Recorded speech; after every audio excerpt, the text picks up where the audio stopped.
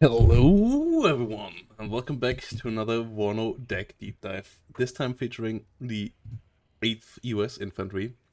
A really interesting deck, and one of the strongest decks for most of the time that WARNO has been out, and it's still really high up there. And yeah, let's give it a look and talk about why these guys are so good. So yeah, they have a pretty strong supply tab already. You get your good solid M35s here in decent numbers. You get your helmets for your artillery, and then some CVs here just going around. Looking at the infantry, this is a really strong tab. You get engineer dragons, which at the moment are really busted. Once that changes, you might want to switch them out for either more mech rifles, M67s, or another tow. But at the moment, with their stress being so high, you want to use those. Mech rifles, which, as long as the dragon is busted, you might want to bring in the M113 dragon. Otherwise, I would just bring them in the M35 once that is fixed, depending on when you are watching this. Mech rifle dragons coming around on their own. Rangers, special forces, that can be pretty numerous if you use them like this, which still is pretty strong, but special forces get better with veterancy. Like, their veterancy bonus are higher than others, so I would recommend you take them at least one vet up, and then both of these can shred in infantry fights. The Colt Commando giving them a lot of firepower. That was a mistake. Yeah, the Colt Commando giving them decent firepower together with the M24. They can just run onto the enemy and shoot them. And then the TOW2s, really strong ATGMs, helping you out everywhere as well. You should want to bring them in fast transports. Here, yeah, the 84s, the fire teams, currently quite nice because they are affordable and you can bring them around quickly. If you want to go really cheap, the law version is around as well, but getting some sort of 84 here, I think, is helpful, so I would bring them in with the 84. Aero rifles, quick and can be redeployed. Good rifles here as well. The M240B is a really good medium machine gun, so that's a strong one as well.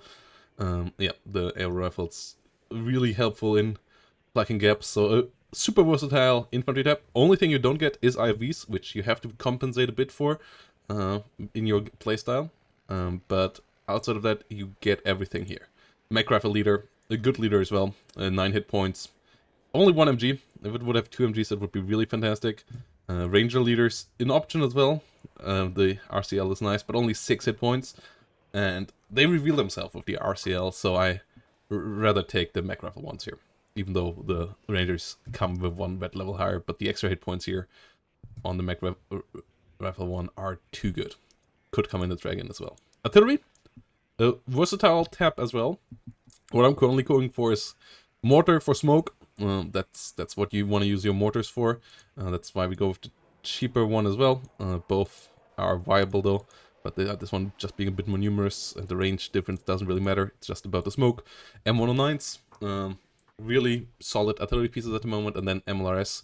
You could go for an MR10 option, but this way you get 3 artillery pieces. With 2 of those, you only get 2, and you have to get 2 of them single ones, even with the buff currently still not super great. But yeah, the M109s then are there to kill off enemy ATGM positions and so on, and the MLRS are to open gaps in the enemy line here. You don't have super much supply in this setup, so you have to be a bit careful on how you use them, but they can be quite nice in some matchups in a pinch. Tank-wise, yeah, I'm going in with a pretty sleek one. You could change it to one without vet to have 6 M1A1s. I try to use the M1A1s as a support unit that comes in relatively late usually. M1 here as a next level CV, so that you have a couple more CVs coming around. The M60s are your early game fire support unit. That's what you want to use there, and then a bit more fire support here with the CAF. That's one that you could rotate out possibly against an M1A1 as well if you want to go like that.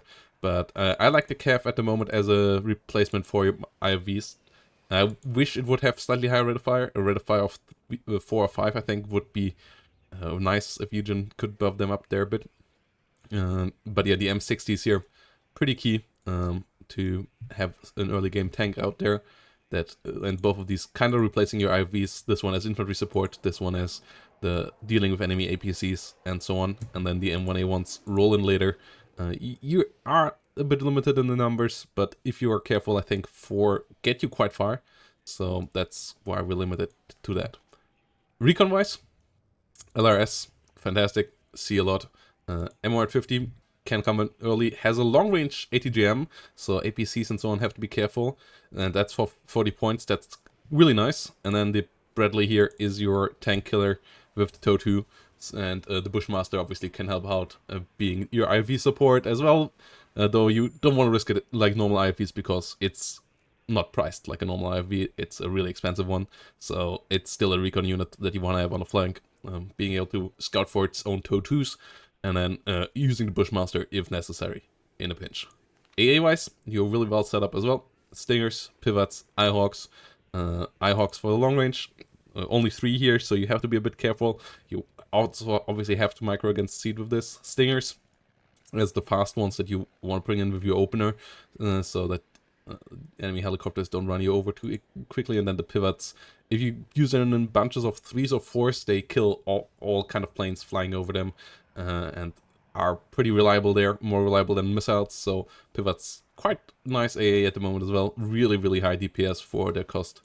So yeah, be careful there. Cobras, really cheap helicopters. That's the nice thing there. They get good rockets now as well. They can open up an enemy defensive position early on, like one in an opener, and when your enemy is not ready with enough air defense yet, can really swing a fight early around. Or you can bring them for dealing with enemy breakthroughs. You can bring them in for an overwhelming finish push on one flank when you just bring all 4 of them at once, so that the enemy air defense is a bit overwhelmed. Yeah, that's how I would use them. And then we come to the air tab, where I figured lately that playing at defensive is the best, because you're up against a lot of airborne at the moment on the ladder. In a tournament game, I would change it up a bit to maybe have one more attacking plane in as well. But currently it's, I need the A-10s in fights against enemy vehicle divisions, enemy heavy divisions. The A-10 is still a pretty good asset there. And it's the F-16s to just keep air dominance and be able to fight anything in an air battle. Like, no matter if it's 11th E, if it's 82nd Airborne, or if it's 11th ACAF, 6 F-16s get you through a game. So that's why this setup is here. It's defensive because your infantry, your artillery, and your tanks will get the W for you. You just have to allow them to do that. So that's why the F-16s are here. They are super cost-efficient fighters at the moment. Their 30 ECM really makes them survivable. They have decent missiles. You just need high enough numbers out there, because they only carry 4 missiles here in this variant. So you run out of missiles quite quickly. So having 2, 3 out there to saturate the air with missiles is pretty key, so that the enemy actually dies. And then they can survive quite nicely with their decent speed and their high ECM, and that's all for 210 points. It's quite a steal, so strong fighter for sure.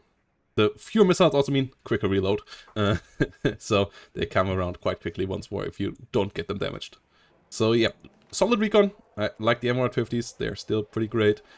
You also could use the ACAF here, that's a decent combo as well, though by now the ACAF is quite pricey, so I'd rather run the M150s here. But yeah, the ACAF Scout combo is one to replace that with if you like that. You get a bit more numbers and you get some more recon infantry, but it's costing you 80 points. So that's the trade-off there.